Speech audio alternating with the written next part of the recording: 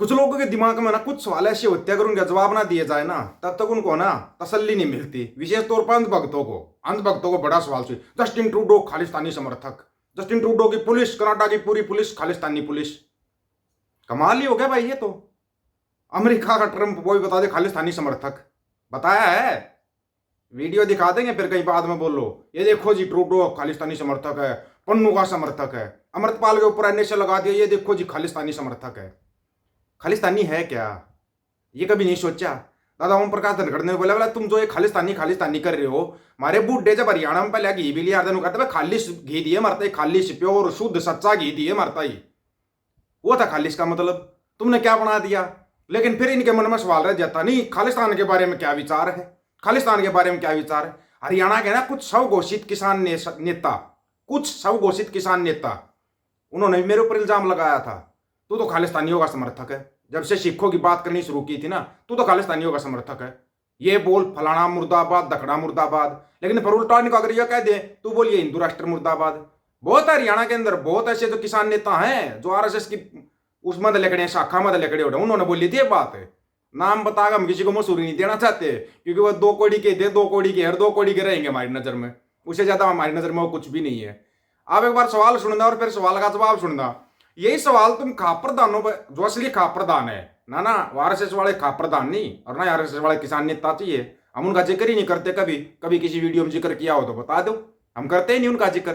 लेकिन जो असली खाप्रदान है जब उनसे सवाल करोगे आप भाई खालिस्तान क्या है, खालिस्तान के बारे में आप क्या राय रखते हो, तब आपको बड़ा सुलझे हुए जवाब मिलते हैं, तब असली जवाब मिलते हैं आपको, असली जवाब। किसान आंदोलन में क्या था, यही था। पहलवान आंदोलन में भी एंगल जोड़ दिया, खालिस्तानियों के कहने से पहलवान आंदोलन कर रहे थे, यही सब था ना। युवाओं ने आंदोलन किया, इसमें खालिस्तानी शामिल हो जाएंगे। कमाल हो गया। एक शब्द को आप कितनी जगह पे यूज कर सकते हो पहले तो ये बताओ। और जो कोई हिंदू राष्ट्र के बारे में कुछ कह दे, ये देखो जी देशद्रोही फलाना ढिमकाना, ये शुरू कर देते हो। एक बार सवाल सुनो। सवाल रहेंगे क्योंकि मैटर है खालिस्तान वर्सेज हिंदू का।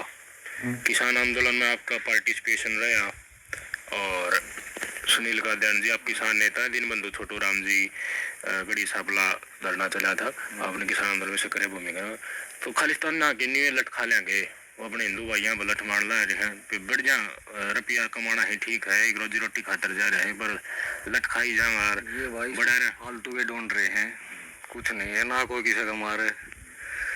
ये पाखंडी हैं कुछ जो फैला रहे हैं, ये जो माँ बाप ने लड़के उधर भेज रखे हैं वो अपना काम धंधा करके घर के ही बाहर देखा भाई हमारे पैसा भेजे कामयाब हो गया बालक।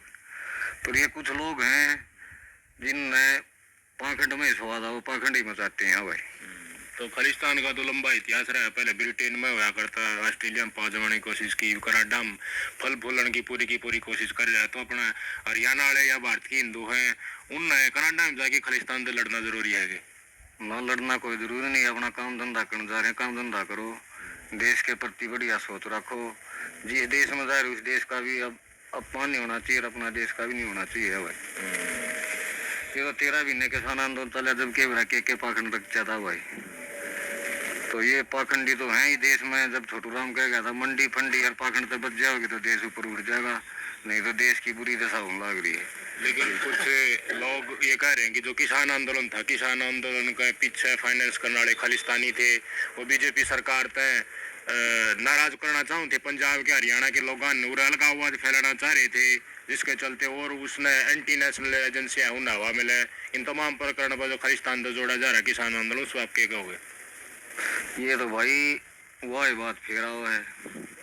किसान आंदोलन में क्या आरोप लगाए भाई, चीन तरफ ही आओ है, पाकिस्तान तरफ ही आओ है, इंदौर तो भाई ये यार और काय का व्यापार करे हैं। पर उनने तो इतना पाखंड रचाया था कि भाई ये यार रोड पे 13 महीने बैठ नहीं सकते, कभी कोई बांट दिया बीच में, कभी कोई बांट दिया, फिर भी एकजुट हो गए किसानों ने अपने 13 महीने बैठे रहे, 3 काले कानून वापस करवाए। तो यह उन भाइयों ने कहा जो कमाने जा रही हैं कनाडा में वो अपना काम धंधा करो और इन पाखंडिया था बच्चों। तो सुनील कादयान जी का ये कह रहे हैं काम धंधा। समझ में आया आप कुछ? अभी भी बहुत चिंटू को समझ में नहीं आया होगा। समस्या ये है ना कि ये चिंटूगिरी छोड़ेंगे नहीं तब तक इनकी समझ में कुछ आएगा नहीं, और चिंटूगिरी इनकी छूट नहीं सकती। समस्या इन बेचारों से भाई अगर इन्होंने चिंटूगिरी छोड़ दी, गोबर खाना छोड़ देंगे, तो फिर तो ये किसानों के हक में बोलना शुरू कर देंगे। फिर तो इनको समझ में आ जाएगी किसान कितनी मेहनत करता है, फिर इनकी समझ में आ जाएगी। लेकिन जब तक ये लोग ये चीज़ नहीं छोड़ते तब तक इनकी समझ में आना बहुत ही मुश्किल है। इतना ज़्यादा मुश्किल है कि भाई इनको अगर कोई ये समझाने लगे ना कि भाई तुम यो काम गलत से करो मत, तो इनकी समझ में कोई नहीं आवे, है ना। ठीक है,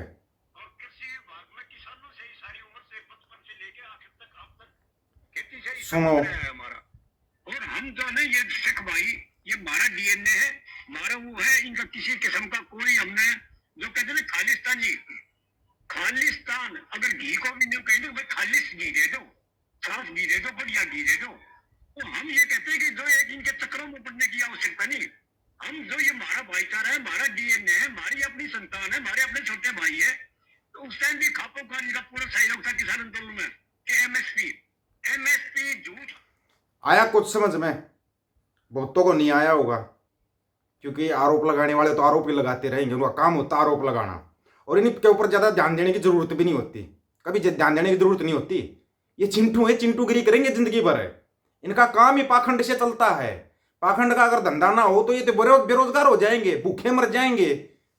ठीक है, आता था धनखड़ने, बोला मंदिरा में दान पेटी हटा दो, ये धना रोड पर आ जाए देख लियो, ये एक दिन भी धर्म का झंडा ना ठावे, मंदिरा में दान पेटी हटा दो बस एक पे, पता लग जाएगा, फिर इनका पता लग जाएगा। बाबा नानक ने भी तो यही कही था, गरीब का मुंह गुरु की गोलक, बाबा नानक का यही कहना था, और यही इन पाखंडियों को चोट लगती थी।